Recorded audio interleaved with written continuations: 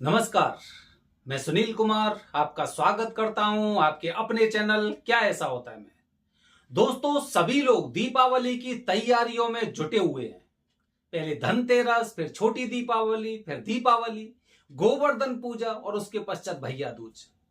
सभी लोगों का ध्यान केवल इधर ही केंद्रित होगा, लेकिन मैं इस दौरान आपको एक विशेष मुहूर्त, जिसे महासंयोग बताया जाता है, उसकी बात कर रहा हूं, क्योंकि ऐसा महासंयोग हाल फिलहाल नहीं मिलता, दशकों तक नहीं मिलता। यह महासंयोग अब का जो बन रहा है वो विशेष मनोरथ की प्राप्ति के लिए बन रहा है। और जो लोग दृढ़ निश्चय के साथ इस महासंयोग का लाभ उठाना चाहते हैं, उन्हें वीडियो पूरी देखनी चाहिए। दोस्तों, अगर हम बात करते हैं अपने जीवन में मंगल की बात, एक इंसान के जीवन में मंगल जब तक नहीं होगा तब तक उसे परेशानियों का सामना करना पड़ता है। दोस्तों, पति पत्नी का रिश्ता मंगल दोष से संबंधित, शादी में विलंब या फिर पति पत्नी में अनबन, इस तरह की चीजें हमें दिखाई देती हैं और इसी के बारे में हम बात करना चाहते हैं, क्योंकि ऐसा विशेष संयोग बन रहा है जो करीब 100 साल में एक या दो बार बनता है। यह कब बन रहा है? 29 अक्टूबर को, जिस दिन धनतेरस है। दोस्तों, पति पत्नी के बीच का जो संबंध होता है वो मंगल के ऊपर बहुत ज्यादा निर्भर करता है। और कुंडली में मंगल दोष होता है तो ये मान के चलिए कि कुछ ना कुछ समस्या होने वाली। जैसे हमने पहले भी सुनी ये चीजें कि दोनों में से अगर एक मंगलीय तो एक ही रह जाएगा, या फिर दोनों में से एक ही मंगलीय तो लेट शादी करिए, या फिर मतलब इस तरह की चीजें होती है। ठीक है, अच्छा, अब मंगल की वजह से अगर आप पीड़ित हैं, और जैसे कि अभी देवउठनी एकादशी आने वाली है, इसके पश्चात विवाह का सिलसिला बहुत जबरदस्त तरीके से चलने वाला है। अबूझ साये में शुरू होने वाला शादियों का त्योहार आगे चल के ये बढ़ने वाला है।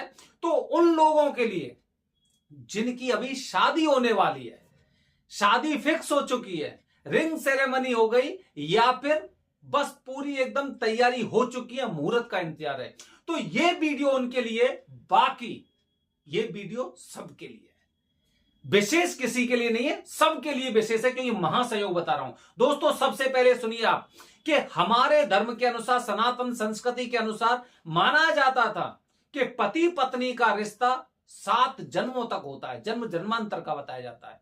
7 फेरे शादी के समय जो लिए जाते हैं, उसके पीछे की मान्यता यही है कि 7 जन्मों तक एक दूसरे का साथ निभाने वाले। ऐसा कोई रिश्ता नहीं होता है, माता पुत्र का भी नहीं होता है, और माता और पुत्री का भी नहीं होता, पिता पुत्र का भी नहीं होता।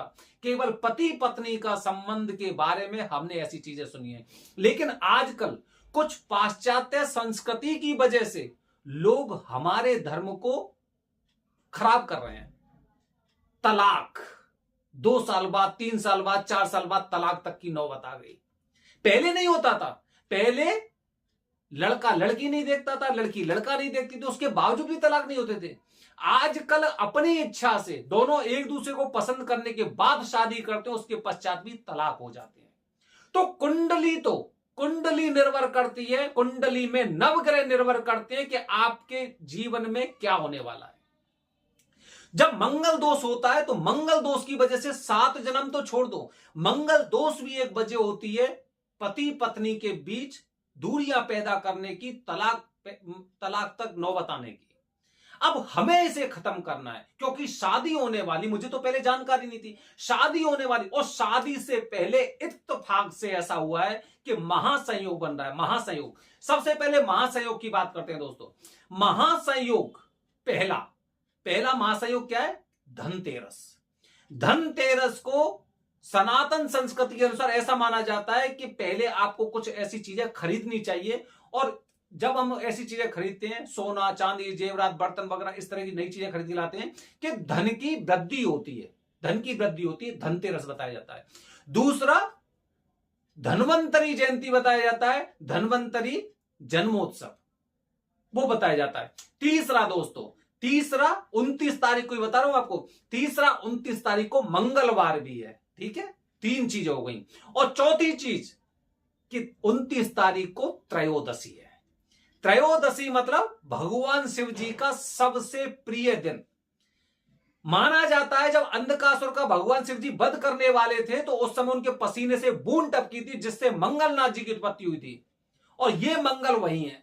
अब मंगल देव की पूजा त्रयोदशी को करते हैं, और त्रयोदशी जब मंगलवार की होती है तो इसे बताया जाता है भौम प्रदोष। भौम प्रदोष अब आपकी समझ में आई होगी कि भौम प्रदोष क्या चीज है। भौम प्रदोष दोस्तों, भौम किसे बताया जाता है पता है? मंगल ग्रह को भौम बताया जाता है, क्योंकि भूमि पुत्र मंगल, भूमि के पुत्र को भौम बोला जाता है। पसीने की बूंद कहां पे गिरी थी? पृथ्वी पर। पृथ्वी मतलब भूमि पर, और वहीं से मंगलनाथ की उत्पत्ति हुई, तो उन्हें भूमि पुत्र बताया जाता है। और पुत्र किसके? भगवान शिव जी के।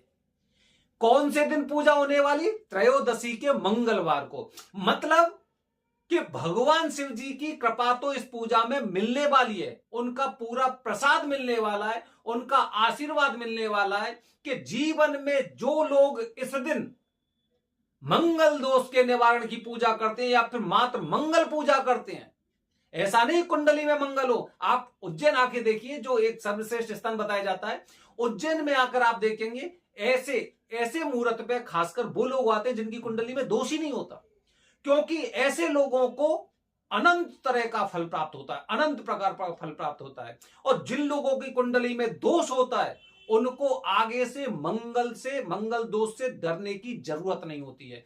मतलब कुंडली में से हमेशा के लिए खत्म। मंगल दोष के निवारण के लिए 2 मुहूर्त विशेष होते हैं, जैसे कि काल सर्प दोष के लिए हम क्या बताते हैं? महाशिवरात्रि या फिर नागपंचमी, भी 2 ही लेके चलिए, ठीक है, महाशिवरात्रि या नागपंचमी। पितृदोष के लिए हम क्या बताते हैं? पितृपक्ष। और इसी तरह दोस्तों मंगल दोष के लिए अंगारक चतुर्थी या फिर भौम प्रदोष। तो भौम प्रदोष धनतेरस को महाराज धन्वंतरी के जन्मोत्सव वाले दिन अगर ऐसा संयोग बन रहा है तो दशकों में ऐसा संयोग नहीं बना होगा जिससे कि आपके जीवन में मंगल लाने के लिए सारे देवी देवता एकदम तैयार है। तो दोस्तों इस महासंयोग का आपको फायदा उठाना चाहिए, और खासकर जिन लोगों की कुंडली में मंगल दोष है किसी भी तरह का, चाहे नीच का हो या ऊंच का हो, किसी भी तरह का मंगल दोष हो, और जिनकी शादी देव उठनी एकादशी के तुरंत बाद होने वाली है, नवंबर में, दिसंबर में, जनवरी में, जब भी होने वाली है, उनके लिए इससे बड़ा और इससे अच्छा मुहूर्त नहीं मिलने वाला है। तो दोस्तों भौम प्रदोष को अगर आप किसी भी समय, अगर आपकी इच्छा होती है कि चाहे भले ही धनतेरस है, लेकिन सबसे ज्यादा जरूरी क्या है? मंगल देव का उस दिन आशीर्वाद लेने की या घर में सामान खरीदने की। ये आपके ऊपर निर्भर करता है कि आप दोनों में से किसे प्रायोरिटी देते हैं। अगर मेरा बस चलेगा तो मैं यहां पे मंगल देव की पूजा करने जाऊंगा, क्योंकि ऐसा विशेष मुहूर्त, धन्वंतरी महाराज का जन्म हुआ है, धनतेरस का दिन है, भौम प्रदोष है, तो फिर इससे अच्छा मौका तो मुझे नहीं मिलेगा।